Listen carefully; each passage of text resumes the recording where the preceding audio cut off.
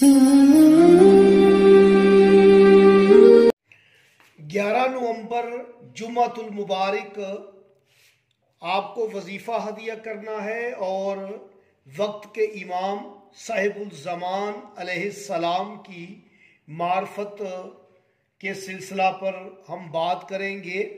आप देखें कि नवंबर नून जो कि 14वां हरफ है और इसके बाद है वाव,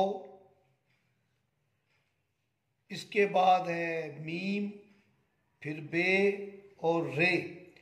1 2 3 4 और 5 नवंबर के हरूफों की तादाद ही 5 है और 14 को 1 जमा 4 कामिल करेंगे फिर 5, यानी कि नून 14वां हरफ और नवंबर के जो हरूफ हैं वो 5 हैं।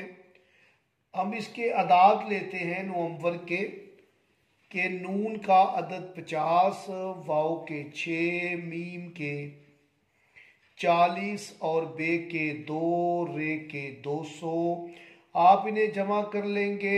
6 और 2 8, 5 और 4 9 और 2। माशाल्लाह सुभानअल्लाह, खूबसूरत अदद हमारे पास आया 298, 298 अदद। और ये अदद है इसमें रहमान का अदद है। रे के 200, हा के 8, मीम के 40, नून के 50, 298 का अदद हो जाता है जो कि नवंबर का अदद है।